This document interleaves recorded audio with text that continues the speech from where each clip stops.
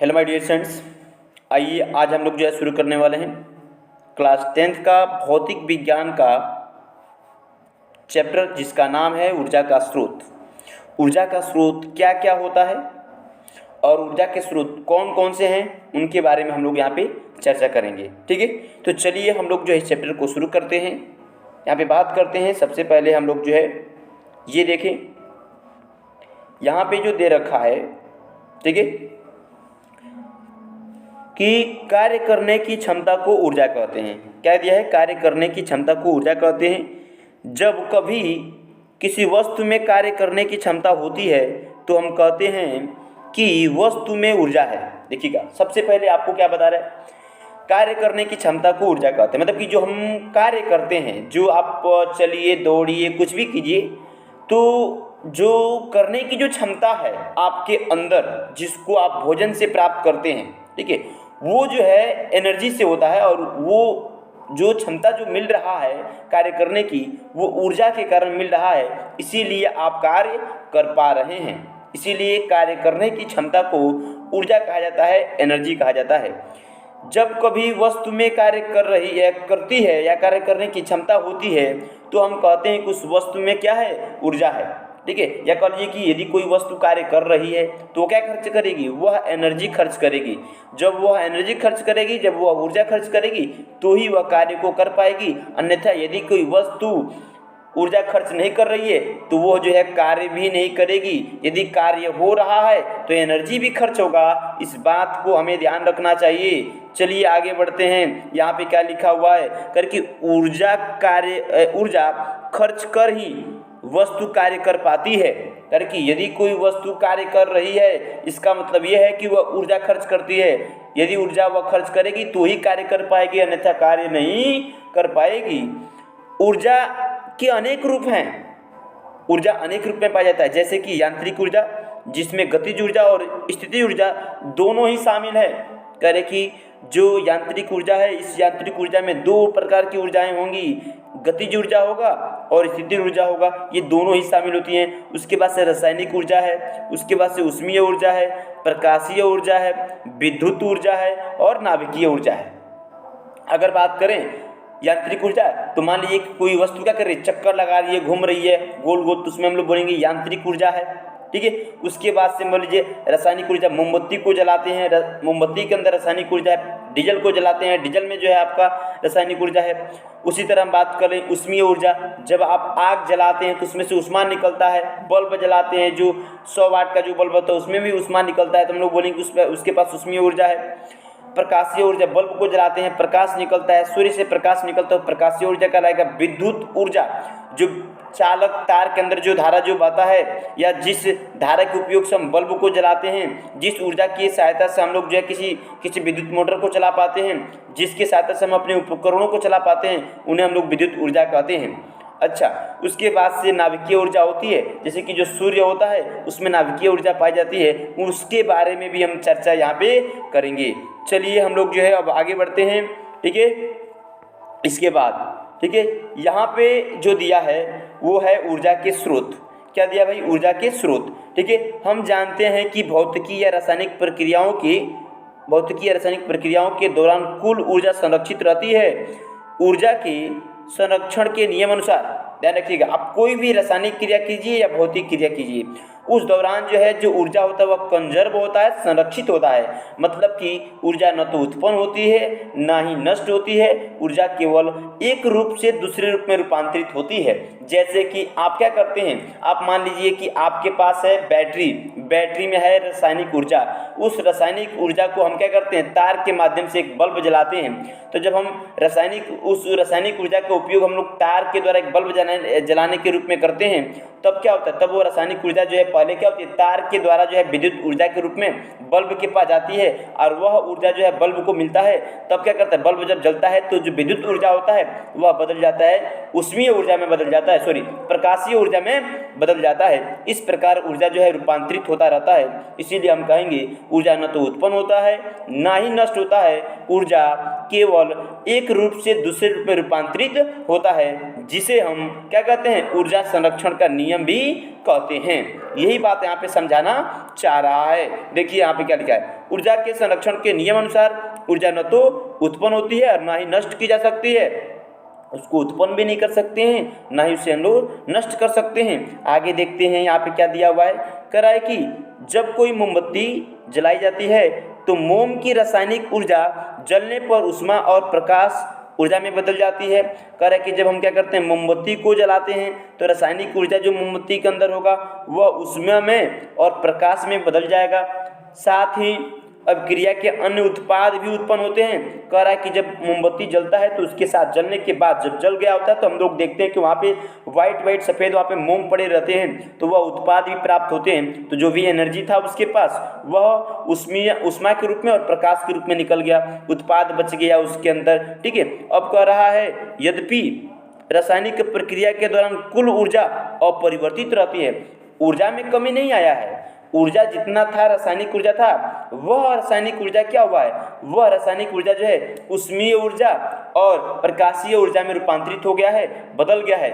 वो जो है मान में कोई परिवर्तन नहीं है, जितना इसके पास एनर्जी था वही एनर्जी जो है परिवर्तित हुआ है। इसीलिए ऊर्जा परिवर्तित होता है, मतलब क्या बोल सकते हैं, ऊर्जा संरक्षित होता है। ऊर्जा न तो उत्पन्न होता है ना ही नष्ट होता है। ऊर्जा को केवल और केवल एक वस्तु से दूसरे वस्तु में रूपांतरित किया जा सकता है। इस बात को हमें जो है याद रखना है। आगे देखिए, किंतु ऊष्मीय ऊर्जा, प्रकाशीय ऊर्जा और अभिक्रिया के अन्य उत्पादों द्वारा मोम के रूप में रासायनिक ऊर्जा फिर से प्राप्त नहीं की जा सकती है। एक बात ध्यान हमें जरूर रखना है, हम लोग जानते हैं ऊर्जा न तो उत्पन्न होता है ना ही नष्ट होता है। ऊर्जा को केवल एक रूप से दूसरे रूप में रूपांतरित करते हैं। लेकिन एक बात का ध्यान रखना है कि जो ऊर्जा जिस वस्तु से निकल चुकी है वह ऊर्जा जो है दोबारा उस वस्तु के अंदर नहीं आ सकती है। जैसे कि हमने मोमबत्ती को जलाया है, अब मोमबत्ती को जो हम जलाए हुए हैं तो जो उसके अंदर रासायनिक ऊर्जा था वह रासायनिक ऊर्जा जो है प्रकाशीय ऊर्जा में बदल गया और किस में बदल गया, ऊष्मीय ऊर्जा में बदल गया। तो अगर हम चाहें तो जो प्रकाशीय ऊर्जा जो निकला है और जो ऊष्मा ऊर्जा जो निकला है उन सबको आपस में जोड़ करके या फिर से उनको दोबारा ले करके और जो मोमबत्ती का जो उत्पाद बना है हम फिर से मोमबत्ती के अंदर रासायनिक ऊर्जा को बना नहीं पाएंगे, क्योंकि जो ऊर्जा था वह ऊर्जा क्या हो गया है, वह ऊर्जा जो है उसमें से निकल चुका है। इस बात को हमें ध्यान रखना है। ठीक है, आगे बढ़ते हैं अगले पैराग्राफ में। देखिएगा भाई, यहाँ पे कह रहा है कि भौतिक कार्यों को पूरा करने के लिए मांसपेशीय ऊर्जा, करें कि आप भौतिक कार्य करते हैं, आप दौड़ते हैं, खेत में कुदाल चलाते हैं, अन्य काम भी करते हैं, उन सब के लिए जो है जो ऊर्जा लगती है या जो मांसपेशीय ऊर्जा लगती है, कौन सी ऊर्जा लगती है, मांसपेशीय ऊर्जा लगती है। उपकरणों को चलाने के लिए विद्युत ऊर्जा, आप बड़े बड़े उपकरण को चलाते हैं, आपने पंखे को चलाया, आपने विद्युत बल्ब को जलाया, आप कोई टीवी चलाया, आपने फ्रिज चलाया, उन सब के लिए जो है विद्युत ऊर्जा की आवश्यकता पड़ती है। भोजन पकाने या सवारी चलाने के लिए रासायनिक ऊर्जा की जरूरत होती है भाई। आदि सभी किसी न किसी स्रोत से प्राप्त होते हैं। अब कह रहा है कि हमें कार्य करने के लिए एनर्जी चाहिए, बिना एनर्जी के हम कोई कार्य ही नहीं कर सकते हैं। तो अब सवाल उठता है कि भाई सब काम के लिए हमें एनर्जी लगेगा, हर एक कार्य को करने के लिए एनर्जी चाहिए। तो भाई ये एनर्जी आता कहाँ से है, ये एनर्जी प्राप्त कहाँ से होता है, हम इसको लेते कहाँ से हैं, इसके स्रोत कौन से हैं, इनके बारे में हमें पता लगाना है कि भाई ऊर्जा के स्रोत कौन कौन से हैं जिनसे हम लोग एनर्जी को प्राप्त करते हैं। किंतु प्रत्येक स्रोत से प्राप्त करके देखिएगा, किंतु प्रत्येक स्रोत से प्राप्त ऊर्जा का उपयोग हम नहीं कर सकते। क्या बोल रहा है, सबसे पहले यहाँ पे बोला है कि रासायनिक ऊर्जा आदि हो गया, सभी कहीं न कहीं मतलब किसी न किसी स्रोत से प्राप्त होते हैं, किंतु प्रत्येक स्रोत से प्राप्त ऊर्जा का उपयोग हम नहीं कर सकते। मतलब कि जितने भी ऊर्जा का स्रोत हैं उनके पास जो ऊर्जा होती हैं उन ऊर्जाओं का हम लोग उपयोग नहीं कर पाते हैं। सभी ऊर्जाओं के स्रोत से प्राप्त ऊर्जाओं को हम लोग नहीं कर पाते हैं, उपयोग में नहीं ला सकते हैं।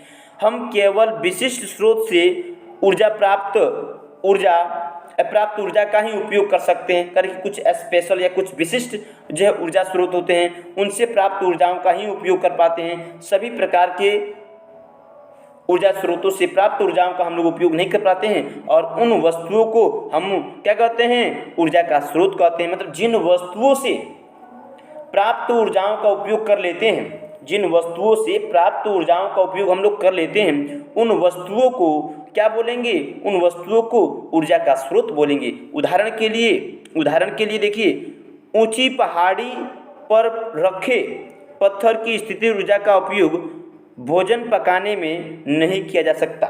अब देखिए, ऊंची पहाड़ी पर बहुत बड़ा पर्वत है और उसके ऊपर क्या कर दिए हैं, एक हम लोग जो है पत्थर रख दिए हैं। तो भाई हम जानते हैं, हमने 9 में पढ़ रखा है कि पृथ्वी से जब आप ऊपर की तरफ जाते हैं तो क्या होता है, एक तो भाई उस वस्तु के पास, एक वस्तु के पास क्या है, उस वस्तु के पास द्रव्यमान है तो वस्तु क्या करे, पृथ्वी क्या करे, उसको नीचे की तरफ खींच रही है। तो भाई गुरुत्वीय बल लगा कर खींच रही है, हम उसको ऊपर की तरफ लेके जा रहे हैं, तो गुरुत्वीय बल के विरोध लेकर जा रहे हैं ना भाई।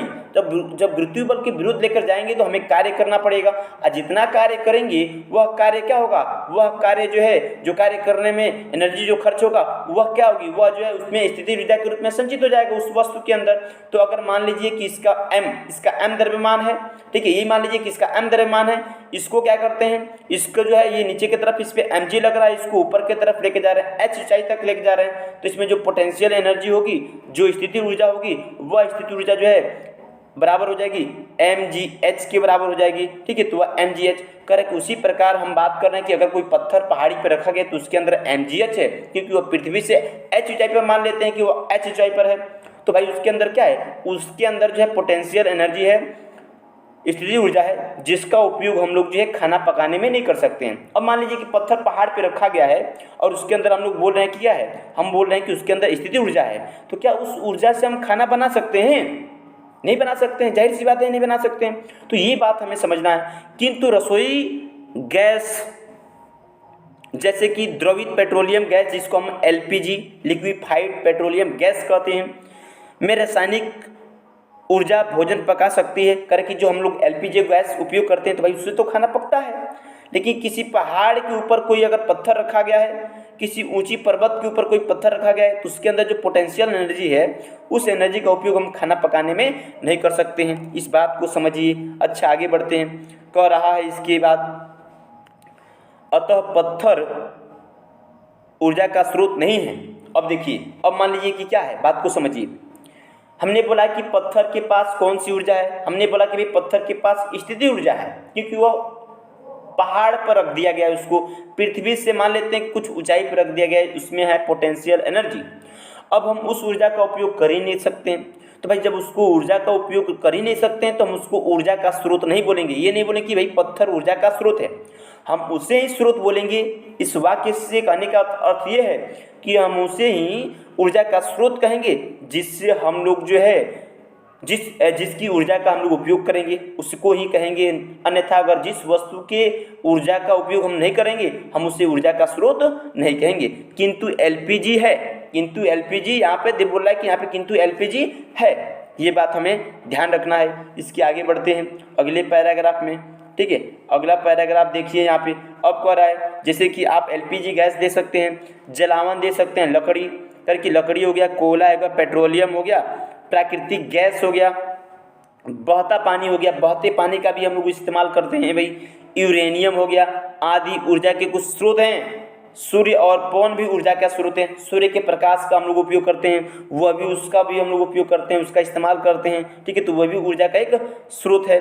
इसके आगे बढ़ते हैं हम लोग, ठीक है भाई। इसके आगे बढ़ते हैं।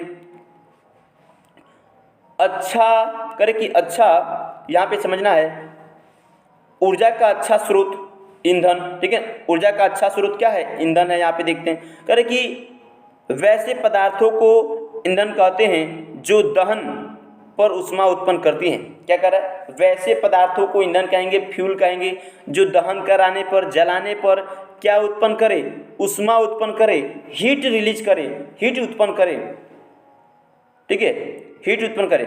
अच्छा ईंधन वह है। अब देखिए अच्छा ईंधन किसे कहेंगे हम लोग, करके ईंधन किसे कहते हैं, वैसे पदार्थों को ईंधन कहेंगे जिसको जलाने पर ऊष्मा निकलता हो। क्या निकलता हो, ऊष्मा निकलता हो, उसको हम लोग जो है क्या बोलेंगे, ईंधन कहेंगे। अब अच्छा ईंधन किसे कहेंगे, अच्छे ईंधन की परिभाषा देखिए। अब अच्छा ईंधन किसे कहेंगे, करे कि जो जलावन पर अधिक ऊष्मा निर्मुक्त करे। अगर हम किसी वस्तु को जलाते हैं जलाते हैं और वह क्या करती है, वो अधिक मात्रा में ऊष्मा को उत्पन्न करती है, तो उसे हम लोग बोलेंगे कि वह एक अच्छा ईंधन है, क्योंकि हम उससे अधिक मात्रा में ऊर्जा को प्राप्त कर रहे हैं, इसलिए उसको हम लोग क्या कहेंगे, इसलिए उसको हम लोग जो है एक अच्छा ईंधन कहेंगे। जो आसानी से उपलब्ध हो, अब करें कि मान लीजिए कि लकड़ी है, लकड़ी हमें आसानी से उपलब्ध हो जा रहा है तो हम उसको अच्छा ईंधन कहेंगे, ठीक है। अगर कोई चीज़ ऐसा चीज़ है जिसको हम लोग आसानी से प्राप्त नहीं कर रहे हैं, काफ़ी उसको समस्या हो रहा है पाने में, ठीक है, तो हम उसको अच्छा ईंधन नहीं कहेंगे, ठीक है। जो अधिक धुआं उत्पन्न न करे उसे हम लोग अच्छा उत्पन्न कहेंगे, ईंधन कहेंगे। अगर मान लीजिए कोई चीज़ है उसको हम जला रहे हैं, ज़्यादा धुआं हो रहा है, हमें ऊष्मा तो प्राप्त हो रहा है लेकिन ज़्यादा धुआं उत्पन्न हो रहा है, पर्यावरण को प्रदूषित कर रहा है, तो हम लोग बोलें कि वो हमारे लिए अच्छा ईंधन नहीं है। वह ऐसा हमारे पास ईंधन होना चाहिए जो क्या करे, जो आसानी से उपलब्ध हो, अधिक ऊष्मा उत्पन्न करे और धुआं भी कम दे, अर्थात प्रदूषण भी कम फैलाए, जिसका भंडारण और परिवहन आसानी से हो सके। अगला देखेंगे, जिसका भंडारण भी हो सके आसानी से, परिवहन भी एक स्थान से दूसरा स्थान तक उसको आसानी से लेकर जाया जा सके, जिसके दहन की दर मध्यम हो, करके दहन की दर तेजी से एकदम न जले। बहुत सारे ऐसे भी होते हैं जो जल्दी ही जल कर क्या होते हैं, खत्म हो जाते हैं। तो अगर कोई पदार्थ है जल रहा है, जलकर तुरंत खत्म हो जा रहा है, तो वहाँ पे क्या होगा, वहाँ पे हमारा नुकसान होगा, हमें बार बार ज़्यादा मात्रा में उसका उपयोग करना पड़ेगा अगर ज़्यादा एनर्जी प्राप्त करना है तो, क्योंकि इसीलिए जलने की दर भी ज़्यादा ना हो, जलने की दर भी एक मतलब कि एक मॉडरेट हो, मध्यम हो, बहुत तेज़ी से ना हो, धीमी गति से भी न जलता हो, मतलब कि बहुत धीमी गति से भी नहीं, एक माध्यम चाल से या कह लीजिए कि जलता हो, माध्यम दर से जलता हो, उस प्रकार के ईंधन को हम अच्छा ईंधन कह सकते हैं। जिसके जलने पर विषैले उत्पाद न पैदा होते हो, वैसे पदार्थों को हम क्या बोल देंगे, अच्छा ईंधन कहेंगे। मतलब कि विषाक्त पदार्थ न निकलते हो, जहरीले पदार्थ न निकलते हो, क्योंकि उससे काफ़ी हमारा नुकसान हो सकता है, पर्यावरण दूषित हो सकता है, जो जीवों पर बहुत बुरा प्रभाव पड़ सकता है। चलिए इसकी आगे देखते हैं। कह रहे कि आज हम ईंधनों के कई प्रकार उपलब्ध हैं, करके कई प्रकार उपलब्ध है, ईंधनों के कई प्रकार उपलब्ध हैं हमें। तब प्रश्न उठता है कि वे कौन से कारक हैं जो हमारी चयन को सीमित करेंगे। करे कि आज अगर देखा जाए तो हम लोग के पास क्या है, ईंधन के कई प्रकार उपलब्ध हो गए हैं। करे कि अब वो कौन से कारक है जिससे हम लोग क्या करेंगे, हम ईंधनों को चयन करेंगे, उनका चूज करेंगे कि कौन ईंधन हमारे लिए अच्छा है। क्या चुना गया ईंधन किए जाने वाले कार्य पर निर्भर करेगा। क्या जो हम ईंधन जो चुन रहे हैं वो हमारे कार्य पर निर्भर करेगा कि हम ये कार्य कर रहे हैं तो हमें ये इस ऊष्मा का हमें या इस ईंधन का उपयोग करना चाहिए, या क्या हम भोजन पकाने के लिए एक ईंधन चुनेंगे और जाड़े में कमरा गर्म करने के लिए एक दूसरा ईंधन।